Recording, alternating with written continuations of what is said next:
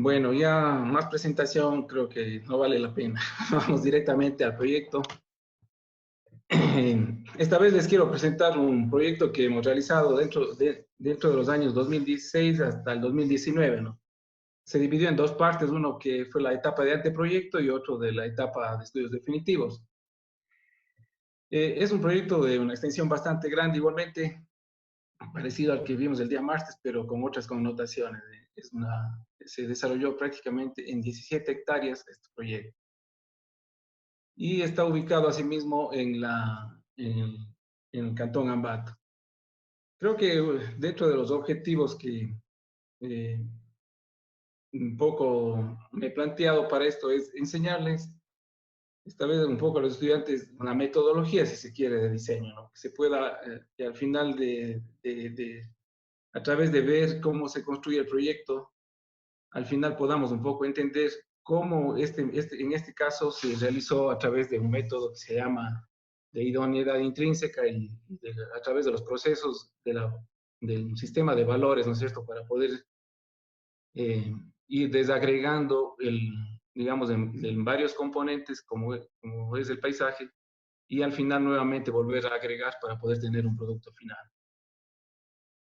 Igualmente, el otro objetivo es poder enseñar, ¿no es cierto?, estas etapas del diseño que son el análisis, diagnóstico, estrategias y propuestas, que al fin y al cabo están en todo proyecto.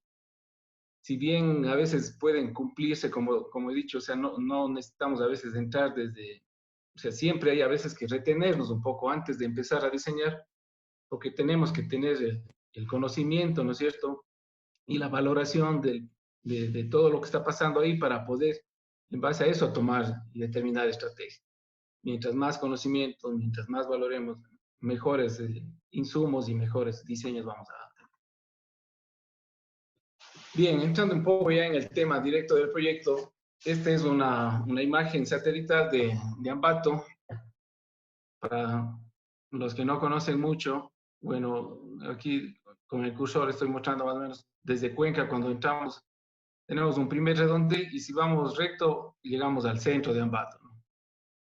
Y si vamos hacia la derecha es el paso lateral que se toma y se llega a un nuevo redondel en el cual desde aquí, si voy hacia la derecha, me dirijo hacia Baños, Puyos, hacia la zona oriental del país, y si voy a la izquierda, nuevamente regreso al centro de la ciudad. Nuestro proyecto está en este tramo de aquí, ¿no? Sí, en este redondel se llama el terremoto. De este redondel seguimos y estamos aquí, en este lugar de aquí, que se llama Picagua. Esta es una parroquia del Cantón Ambato. Es muy interesante poder visualizar a veces a través de estas imágenes que nos dicen mucho cuando somos bastante observadores. Ustedes pueden ver el color, por ejemplo, de esta imagen dice mucho, ¿no? O sea, el color me dice el tipo de suelo, la deforestación, la erosión, etc. Asimismo, me puede decir que aquí están sucediendo estas manchas verdes en formas de meandros, me dice que algo está pasando ahí. Entonces, siempre que atacamos desde el paisaje, aprendamos a ver desde el color también. Eso ya nos dice que algo está pasando ahí y que nos puede llevar a investigar más a profundidad qué es lo que está pasando. Y les pido que se fijen en esta imagen porque más adelante vamos a ir viendo qué es lo que está pasando en estas manchas verdes, ¿no es cierto? Por ejemplo, esta mancha verde que corresponde al río Ambato y esta mancha verde que igual corresponden a algunas quebradas. Entonces, desde ahí partimos, ¿no? Estamos más o menos en la parte sur de la ciudad de Ambato, en una zona así mismo periférica de la parte sur. El proyecto que veíamos el día martes está al otro extremo, ¿no? En la parte noroeste más bien. Bien. Una connotación especial, por ejemplo, que pudimos darnos cuenta entre tantas cosas que se analizan, tenemos aquí a Picagua, esta es la parroquia del cantón, de la provincia del Tungurahua, perdón. Tenemos el cantón Ambato, ¿no es cierto?, de la zona central y la parroquia.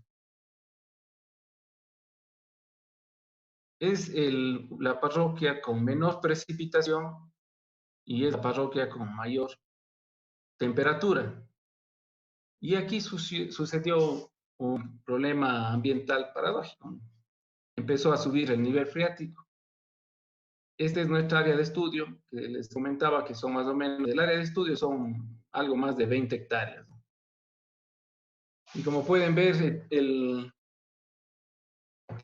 la división predial, todas estas líneas, lilas y rojas corresponden a las divisiones de los predios. Es decir, aquí vive gente en toda esta zona de aquí y es lo que nos comprometieron a que diseñemos, ¿no? Esta es una imagen un poco general del sitio y aunque no lo parezca esto que ustedes están viendo aquí, esto es un río.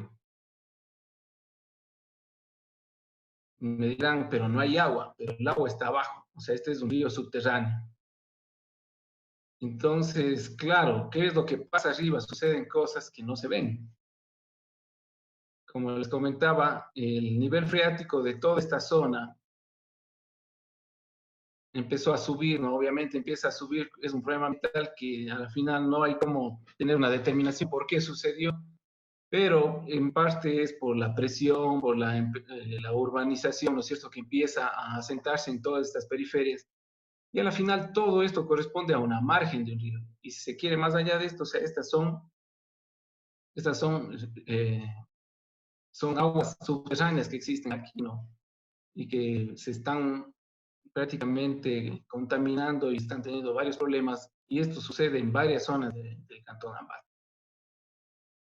Eh, Al principio, o sea, creo que a todos, tanto a los funcionarios como a la gente, le viene esta incógnita de cómo dar solución a una cosa de estas, ¿no? Que los unos quieren secar, hay los otros que quieren aquí que el agua fluya, y los otros quieren hacer un parque, y otros quieren infinidad de soluciones, pero al final nadie ha llegado un poco a entender bien cuál es el problema. Bueno, para poder entender un poco más, nosotros subcontratamos un estudio hidrogeológico con gente de aquí, de Cuenca, que especializa en el tema, pero el tema y el problema, como les decía, tratar de entender esto es mucho más amplio de lo que se espera.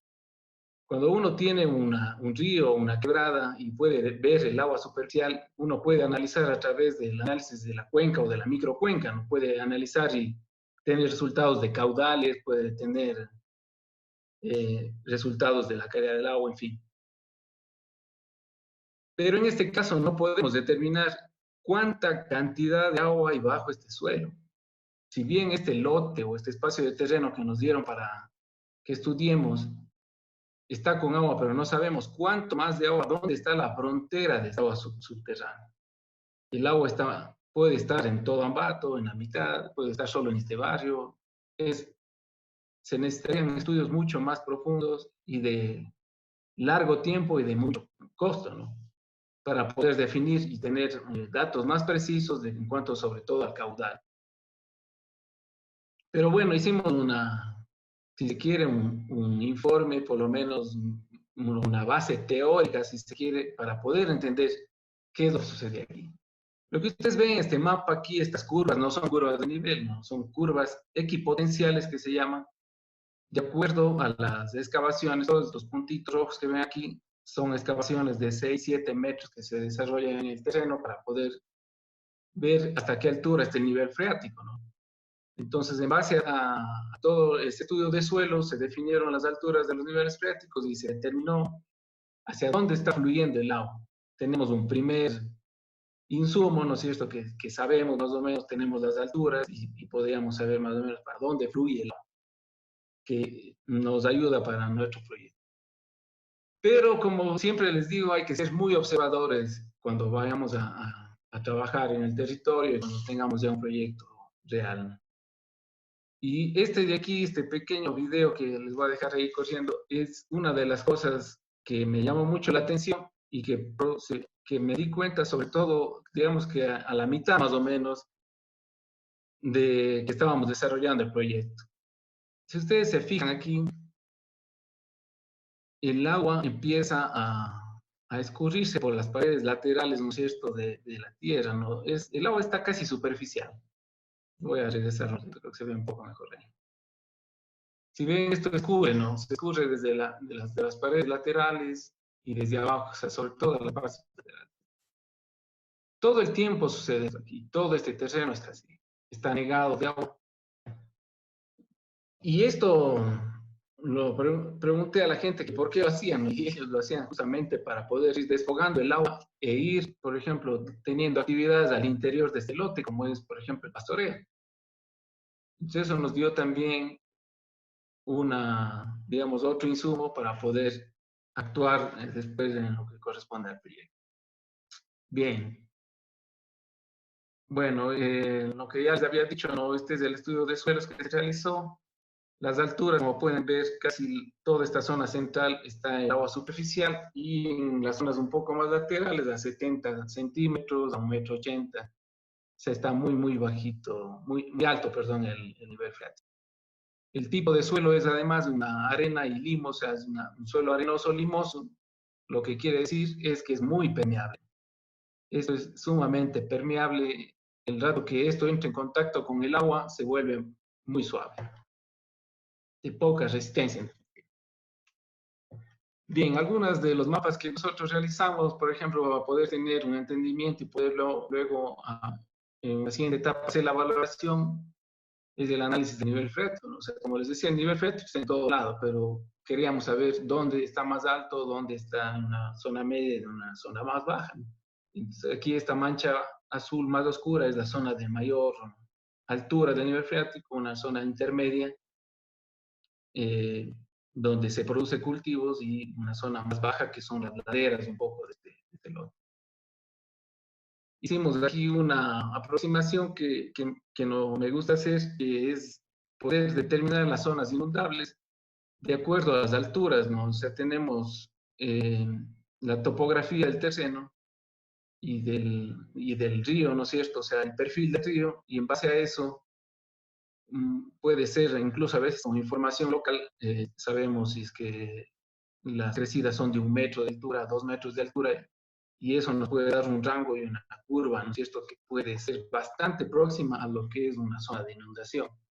Entonces, eso también en este caso hicimos, bueno, para poder prever y poder actuar sobre las márgenes de la quebrada.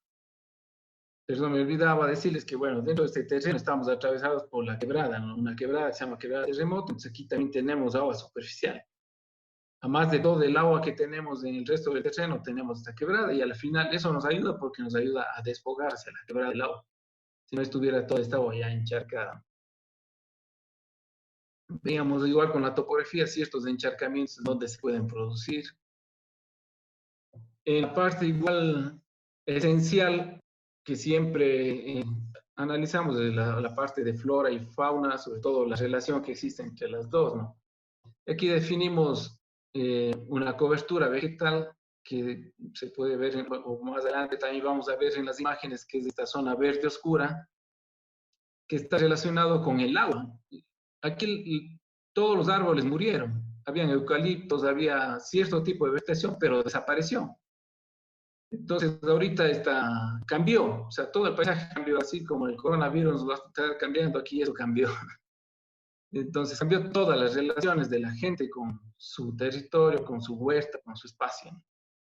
Entonces, esta zona más oscura está dominada, digamos, de totora, ¿no?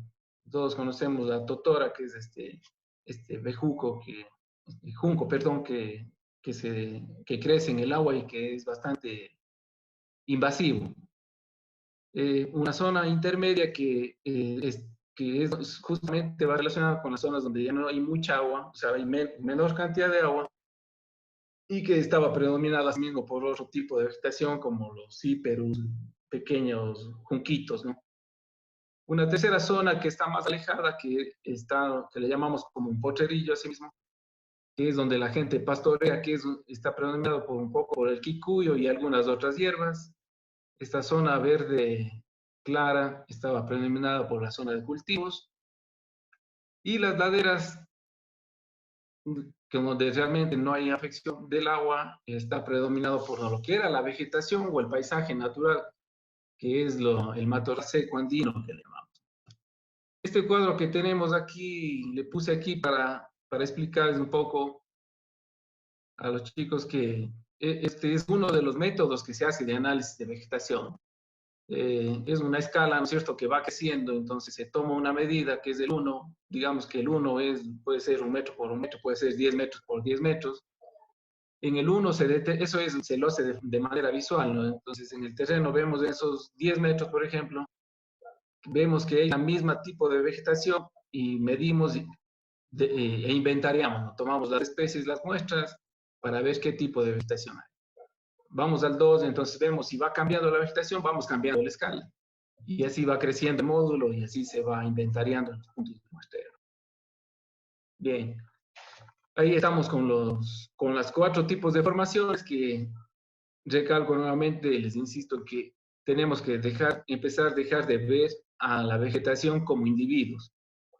Tenemos que verlas como comunidades. Igual aquí el herbazal de Totora, si bien le damos ese nombre, pero tiene todo un grupo de plantas que están asociadas, ¿no es cierto?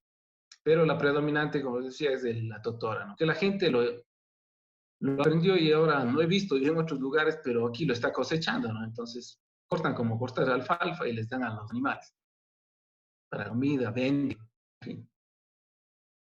El herbazal de Potrerillo, que es una zona que tiene menor cantidad de agua y que de alguna manera también se hacen algunas actividades ahí de pastoreo. El de Kikuyo, y este que está abajo donde se ve este cactus de esta opuntia cilíndrica, y el Croton elegans, que son los predominantes bueno, de la zona de matorral seco interandino, que de alguna manera esta era, digamos, que la vegetación que existía en toda esta zona. También tenemos, pero bueno, otras formaciones que están un poco relacionadas con la actividad del hombre, lo que son los huertos, donde están, bueno, con mayor presencia de lo que cultivo de maíz, alfalfa, y algunos huertos frutales, como en este grupo, ¿no? Y hay unas ciertas zonas que todavía conservan los eucaliptos, entonces ahí les hemos llamado eucaliptares, zonas así bastante bien definidas. De manera muy general, muy general de lo que es la vegetación, podemos ver que la predominancia es de hierbas, como les dije, los árboles desaparecieron. Ahora se están introduciendo sauces, pero son nuevos, ¿no? O sea, es una vegetación un poco nueva que está introduciéndose. Tenemos una gran potencial, tenemos una gran cantidad de vegetación nativa que encontramos ahí, sobre todo en la de matorral seco interandino, y que vamos a ver más adelante que igual es una de las zonas donde más relación hay con la avifauna. Aquí están las aves relacionadas con la vegetación. O sea, estas son, obviamente las aves no es que van a un sitio y se quedan ahí, ¿no? Son las que más predominan, igual, y esto es mucho más amplio. O sea, las aves son de paso, ¿no? Las aves tienen kilómetros de vuelos y de estancias, en fin, ¿no? Pero tratamos de ir relacionando cuáles son las que más contacto por alimentación o por nichos, ¿no es cierto?, de donde necesitan aparearse, tienen relación con nuestras formaciones. Entonces, el matorral seco está relacionado con estos búhos, estos pequeños halcones, los eucaliptares con algunas aves migratorias como estos loritos, hay otras, ¿cómo se llaman? Estos quindes o colibríes que buscan en las flores, sobre todo de los eucaliptos, eh, sus néctares, las tórtolas, en fin. Con los cultivos no están relacionados los chugos, estos árboles, estos mirlos, estos pájaros negros. Y con el humedal, también hay esta sobre todo que nos llama mucho la atención, que esta es un ave, que no recuerdo el nombre en este momento, pero es una ave migratoria que viene desde la Argentina y que come bichitos, ¿no? Por eso tiene esta forma del pico, ¿no? Entonces ellos comen estos insectos que hay en el agua.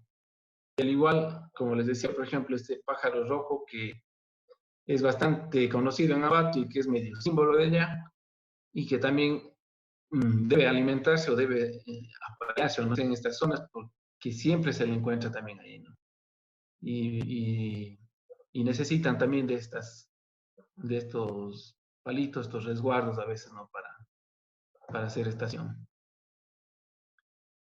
Bien, dentro de la problemática del agua, que es una de las cosas principales que atañe aquí, como pueden ver aquí, eh, a ver, tenemos 120, a ver, 139 predios que estaban directamente afectados, de los cuales 25 viviendas dentro de la zona, ¿no?, de mayor anegación, de mayor problema, están afectadas en este momento. Esto puede crecer, pero en este momento este es el problema real.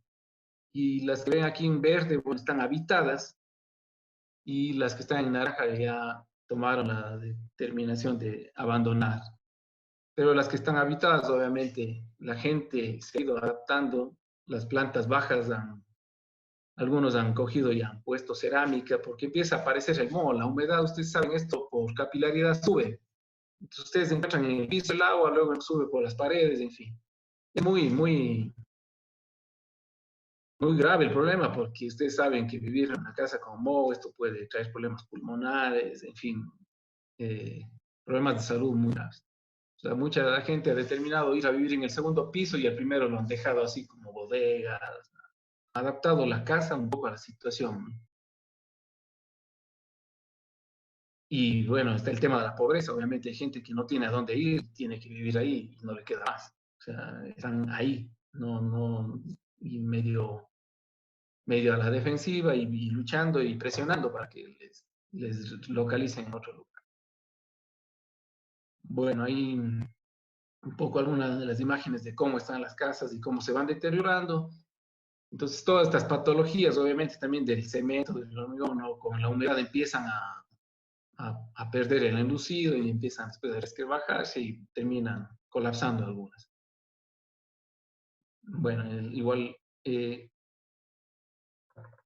tratamos de, si bien nos dijeron trabajen sobre todo este espacio, hay que tener conciencia, en este caso, sobre todo en la parte social, ¿no es cierto? Como les digo, o sea, hay gente que está más afectada que otra, entonces, en reuniones y todo que hemos tenido con la gente y haciendo un trabajo muy minucioso, toda esta zona blanca la definimos como zona que no la vamos a afectar, pero le vamos a hacer parte del proyecto, pero no se van a hacer las afecciones sobre esos terrenos. Creo que ese fue un punto muy a favor, digamos, de que llegamos a un acuerdo con la gente y aceptan bastante bien así el proyecto.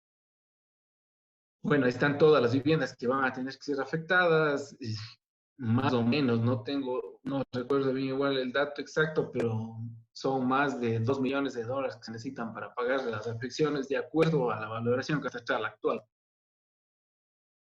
Se tendrá que hacer, o sea, una valoración más minuciosa, pero bueno, con esa información nosotros partimos. Bueno, igual mapas para ver dónde está la mayor cobertura, me voy a ir un poco rápido aquí. La densidad edificada, solamente para mostrarles que al final cómo vamos a tratar de estos componentes. Este mapa me gusta un poco mostrar porque es bueno, el tema de analizar, de hacer el análisis visual puede ser diferente en cada proyecto. Pero en este le veíamos que podía ser mucho más fácil entenderlo a través de las cuencas visuales, ¿no? Entonces aquí determinamos 5 puntos que son los puntos más altos, digamos, de mayor visibilidad, de mayor frecuencia de visibilidad, y en cada punto lanzamos estos haces, ¿no es cierto?, que son para ver cuáles son las zonas visibles, no visibles, y lanzamos los haces para hacer el análisis de cuenca visual. Además, en cada punto, bueno, aquí en este pueden ver claramente las zonas blancas, son las que no son visibles, las zonas donde se van cruzando más, son las zonas de mayor visibilidad. Además de cada uno de estos, determinamos la calidad visual, ¿no?, a través igualmente, nuevamente de esta tablita que está en base a la calidad escénica, que es el relieve, la vegetación, el agua, el color, ¿no?, en el cual igualmente le vamos dando puntajes, esto ya les indiqué la vez anterior, dependiendo si tiene más rasgos excepcionales, intermedios o no existe.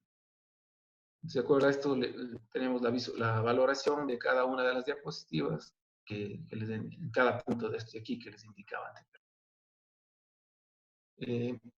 Igualmente hicimos un mapa resumen de cuencas visuales, de cuáles son los de mayor o menor visibilidad. Bueno, hicieron otros recorridos, ¿no? Que tienen una metodología un tanto similar, pero en este caso nos interesaba mostrar la quebrada, por ejemplo. Entonces, hicimos un recorrido a lo largo de la quebrada y cada uno de estos igual hicimos la valoración visual de cada punto determinado. Igual en otros recorridos interiores, igualmente con la valoración visual de cada uno de estos recorridos. Bien, esta es la parte de análisis, ¿no? Entonces, ¿cómo hacer? Creo que me quedó ahí el otro día la pregunta, debiéndote, Pablo, de esto que me preguntabas de la coordinación con el equipo, ¿no? Con el equipo técnico complementario que siempre trabajamos, en este caso, sobre todo con los biólogos, geólogos, con los hidrólogos, en fin. Este es uno de los métodos que yo he logrado un poco ir puliendo y que hemos logrado llegar a un acuerdo con los técnicos para poder tener resultados. Cada producto, cada estudio tiene, a la final llega a tener un resultado y ese resultado tenemos un poco que poder valorar y compilar, ¿no es cierto?, para llegar a un fin. Este es el diagnóstico. O sea, tenemos el análisis. En esta fase de diagnóstico creamos esta tabla que no es invento mía. Esto, bueno, está determinado. Son estudios que se han hecho desde el año 60, 70. El creador de estos criterios es Jan Mahar, que tiene el libro este que me parece que es muy bonito y que creo que todos debemos leerlo alguna vez, que es Proyectar con la Naturaleza, ¿no? Entonces, en esta tabla podemos valorar, ¿no es cierto?, estableciendo criterios de orden, por ejemplo, en el nivel freático, la incidencia alta, media, baja, ¿no es cierto?, las zonas inundables, la temperatura, la cimentación. Entonces, aquí vamos catalogando todos los factores ecológicos. Vamos estableciendo criterios de orden y vamos dando rangos, ¿no? Nosotros, por lo general, o sea, siempre van en los rangos alto, medio, bajo, positivo, negativo, etcétera, intermedio, ¿no? ¿Y para qué nos sirve esto? Para determinar zonas de valor de uso de suelo, o sea, lo que se llama idoneidad intrínseca, ¿no? O sea, ¿qué puedo luego proyectar en ciertas zonas, ¿no es cierto? ¿Para qué me sirven estas zonas? Entonces, esto hemos venido desarrollando y hemos venido un poco, claro, adaptándolo, ¿no es cierto?, a nuestros estudios, a nuestros métodos que aplicamos acá. Bueno, de manera un poco más gráfica, ¿no? Dentro del diagnóstico definimos estos rangos y estos criterios para ver cuáles son las zonas idóneas para conservación. Entonces, por ejemplo, ahí tomamos el agua donde la mayor cantidad de agua, por ejemplo, esa es una zona de conservar, ¿no es cierto? Una zona núcleo que no debe ser tocada. Por ejemplo, la importancia ecológica para mamíferos. Esta información nos dieron los biólogos, ¿no? Yo les obligo un poco a que me den los parámetros definidos para podernos valorar de acuerdo a esta tabla. Igual aquí la importancia ecológica de mamíferos es de esa zona más oscura, ¿no? O sea, vamos determinando estas importancias. Y así podemos determinar una zona de conservación de acuerdo a estos overlays, ¿no es cierto?, en el cual nos definen cierta zona. Igualmente hicimos para la recreación, ¿no es cierto? Entonces tomamos ciertos rangos y criterios y establecimos la zona idónea para conservación y la zona idónea para uso residencial agrícola, que son básicamente los usos de suelo, digamos, principales, ¿no?, que se debían definir en este sector. Por ejemplo, aquí para residencial era obvio tener la densidad, la visibilidad, el rango de pendientes, ¿no es cierto? Y bueno, sacamos sectores homogéneos un poco de acuerdo a la valoración de los predios. En resumen, este sería un poco el diagnóstico, ¿no? Entonces, ya con toda esta compilación podríamos definir de manera más clara dónde vamos a actuar, cómo vamos a actuar y obviamente esto tenemos que irlo sumando a un programa, ¿no?, que es el programa donde también inciden ya los actores políticos, las autoridades, la gente, ¿no es cierto?, y más. Entonces aquí ya pueden ver con claridad que esto ya estamos ya en una etapa de inicio del diseño, ¿no es cierto? Esta es la base de inicio del diseño donde ya sabemos dónde vamos a actuar. Por ejemplo, aquí tenemos y sabíamos que siempre estos iban a ser nuestros conectores con la ciudad, que eran nuestras zonas donde se conectaba este proyecto con la ciudad, las zonas de acceso y zonas de salida, ¿no? La zona verde va a ser la zona de humedal de conservación o zona núcleo, las zonas amarillas de ciertos usos y las zonas verdes conservábamos los cultivos, las zonas inundables, las laderas, etc. Bien, desagregar para agregar nuevamente, ¿no? O sea, tenemos siempre que, bueno, en este sentido esto ya corresponde un poco al diseño. Teníamos la parte vialidad, que aquí había otro componente muy álgido porque a diferencia de acá, aquí rogamos para que nos hagan una vía, allá en cambio ellos no querían las vías. Entonces, esta vía es una proyección de vía de una avenida de 20 metros que se llama la avenida Cicerón, y había una gran oposición a que se haga. Pero bueno, nosotros teníamos que tomarla en consideración y tenía que ser parte del proyecto. Y hay todo el plan vial de impacto en el cual aquí atravesaban vías, etcétera, pero bueno, esas asimismo teníamos que luchar para sacarlas del proyecto y logramos sacarlas de aquí, ¿no? Que no incidan dentro de nuestro proyecto. Entonces hay que saber también un poco lidiar y estar ahí en este tira y jala, ¿no? Con autoridades, con los funcionarios. Esas son nuestras vías principales. Tenemos dos vías que atraviesan, una que atraviesa y se unen con estas dos vías arteriales y una vía que es de retorno. Dentro de esta área planteamos un pequeño circuito, digamos, de movilidad, ¿no es cierto? Porque como son zonas frágiles, no vamos a meter aquí vehículos, pues todo iba a ser aquí movilidad peatonal y movilidad ciclística. Entonces, así mismo planteamos, como pueden ver, serían 5 kilómetros, ¿no? 5 kilómetros de ciclovías, que serían los circuitos periféricos, sobre todo, y algunos que dividen ciertas zonas. Y un circuito peatonal que está más o menos de 7 kilómetros, que van a ser al interno que podamos recorrer por estas.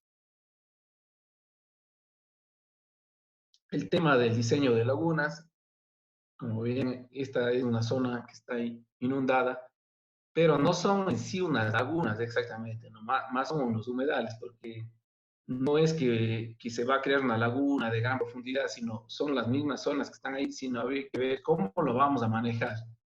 Entonces, la idea nuestra es crear un sistema conectado de 7 lagunas, porque la topografía y como vieron las curvas de equipotenciales se van hacia esta zona de acá, y se van estas lagunas, esta es la 7, es la más alta y va bajando, ¿no? Con la topografía.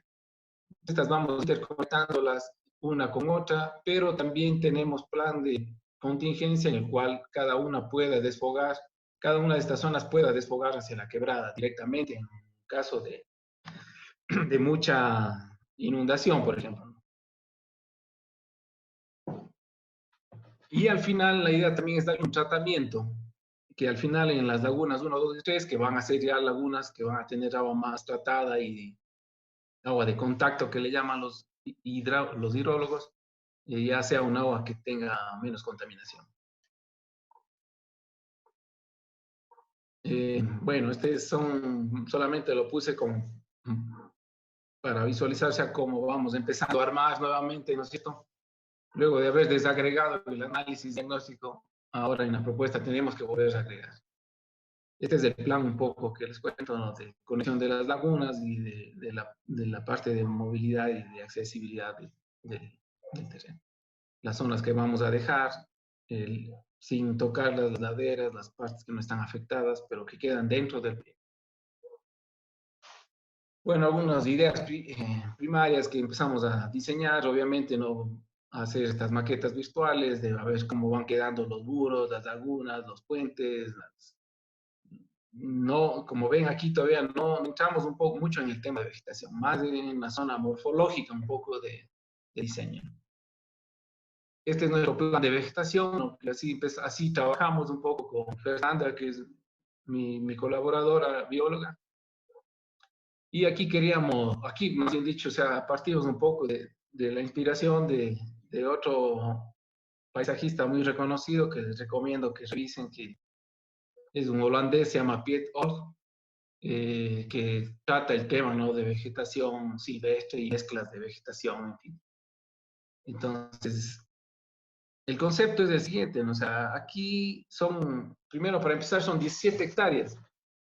Háganse la idea, 17 hectáreas en plantas, estos son miles de dólares, miles de cantidades de plantas que necesitamos para cubrir toda esta zona. Hay que, no podemos aquí darnos el lujo de utilizar vegetación ornamental que tenga mucho mantenimiento.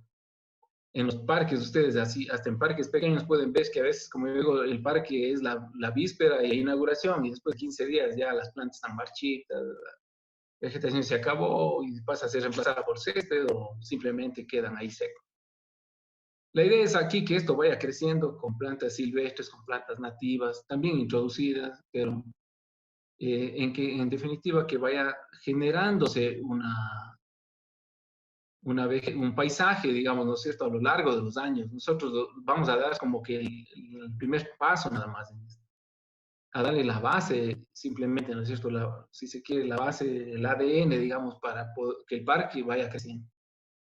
Entonces tenemos todas estas unidades, creamos 10 unidades de vegetación en todo el parque, ¿no? O sea, y la zona de matorral, nuevamente vamos la vegetación que va a ser para los humedales, la vegetación que va a ser en los puntos de transición, hay bosques, en fin, son 10 unidades que planteamos dentro de todo lo que es el parque. Bueno, esta es solo una imagen de P-Dog que quería un poco mostrarles un poco cuál fue la fuente de inspiración, ¿no? De cómo pensamos que debemos manejar la vegetación en este proyecto. Es nuestras plantas, con nuestra investigación y con nuestros aportes que vamos a incrementar en el parque, ¿no es cierto? Como digo, esa va a ser la base de diseño de la vegetación para este parque.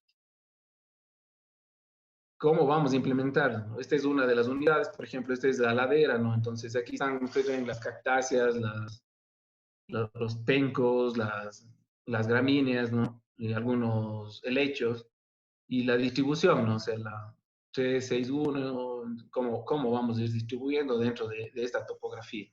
Esto ya corresponde al proyecto. Este es otro, por ejemplo, está relacionado con otra unidad que son así mismo camineras. Esta es la zona, me parece, me parece que es de humedales, ¿sí? La 9, por ejemplo, es la Liliápolis, ¿no es cierto? Pero Liliapsis, que es una que va intermedio después de la totora, que puede adaptarse y que se encuentra ahí mismo. Iris, son plantas que acogen o aceptan bastante humedad. Y no sé si se ve un poquito aquí en este corte, por ejemplo, hay unos pequeños canales. Estos canales son esta fuente de inspiración que decía que vimos en ese pequeño video, ¿no? Este canal es toda la vuelta, o sea, el círculo de la laguna va a tener este canal para poder desfogar el agua hacia la quebrada. Si nosotros aplicamos un poco también ese método para poder controlar también el tema de inundaciones. Bueno, esta es la zona de la quebrada, que es el mismo con aterrazamientos. Aquí está más ligado a la zona de eucaliptos. Entonces aquí queremos darle un manejo, ¿no? Para poder ir pasando poco a poco desde el eucalipto a hacer un bosque nativo. ¿Por qué? Porque aquí se determinó la mayor cantidad de afluencia de aves. Entonces aquí es un gran nicho ecológico de aves por la relación que está también con los cultivos que están cercanos, que están al frente y por el tema del agua superficial, ¿no? Entonces aquí queremos plantear un bosque nativo para aportar más semillas y que haya más nicho ecológico de avifauna. Entonces aquí planteamos un mirador de aves y todo lo que es este bosque de aquí se está planteando igualmente con especies relacionadas, ¿no? Bueno, otro diseño es de laderas, asimismo con gramíneas, con plantas nativas que tengan igual semillas. Y este es un poco el producto final del humedal, en el cual está ya dentro de la ciudad y como les decía, tratamos de incorporar socialmente, es decir, vamos a dejar los huertos, vamos a dejar a la gente que sea parte del proyecto, que pueda nutrirse de esa economía cuando el parque esté funcionando, ¿no es cierto? Bueno, aquí esta fue una petición adicional. En esta zona está la iglesia de esta comunidad es como el centro, digamos, de esta zona que se llama San Cayetano, y aquí nos pidieron después, ya cuando estábamos casi por terminar el proyecto de haciendo el parquecito. Entonces teníamos que un poco dar gusto y planteamos hacer un parque, o sea, una plazoleta, parque y una casa comunal. Esos son los adicionales del proyecto. Y bueno, y como digo, ese es un poco el proyecto ya instaurado dentro de cómo va a quedar en la visión, ¿no? Algunas imágenes, renders de humedales y de los puentes, de cómo vamos a... Aquí vemos, bueno, este es el mobiliario que tal vez no les hablé, ¿no? Pero, a ver, me voy a retroceder un poquito así. Eh, Recuerdan que aquí estaban las casas aisladas, las 25 casas, entonces tratamos de hacer un poco de memoria histórica también, ¿no? Con esto del mobiliario. Entonces, el mobiliario está ubicado justo donde están las 25 casas que van a ser derrocadas, porque ya están todas por colapsar y en mal estado. Entonces, tomamos los perfiles más o menos de las casas para plantear lo que son mobiliarios urbanos, de estas bancas súper grandes, que pueden ser bancas de escenarios, que nos permitan, ¿no es cierto?, tener estas actividades medio lúdicas aquí dentro del parque, con muros, ¿no? O sea, estos muros corresponden, como digo, a esas memorias del parque. Bueno, se incorporó al final en las zonas donde hay menor afección, en una de las zonas de menor afección, donde no hay problemas con el agua, colocamos, ¿no?, lo que es igual juegos para niños, otra zona de bicis para poder tener todo este circuito, ¿no?, que se puedan de pronto alquilar, tener una cafetería, qué sé yo. Esto es una imagen general en la cual se ve, esta es la zona más baja del parque, en la cual igual se implementan ahí unas edificaciones donde hay baños, cafeterías, son edificaciones mínimas, digamos, por el problema de la carga, sobre todo, que no, este suelo no soporta cargas de edificaciones grandes. Esta es justamente la zona lúdica, o sea, digamos, de juegos infantiles, de canchas, un skatepark, unos taludes, ¿cómo se llama? Igual para escalada y estas cosas. Bueno, una imagen interna de las camineras del parque, con los puentes, ¿no?, hacia los lados para acceder a las lagunas. Y un mensaje final que creo que fue un poco la base de la inspiración, como les decía, también de este gran arquitecto paisajista Ko Hyun-joo. Dice, el paisaje es el arte de la supervivencia, no es el arte de la producción ornamental, por lo tanto debemos crear dependencia no debemos crear dependencia de las plantas ornamentales. El mantenimiento de ciertas plantas ornamentales son un lujo o una hipoteca que muchas ciudades no pueden asumir. Hay que generar proyectos públicos con orientación ecológica, medioambiental, mediante el uso de plantas sostenibles, haciendo atrayentes las plantas autóctonas o nativas. Muchas gracias.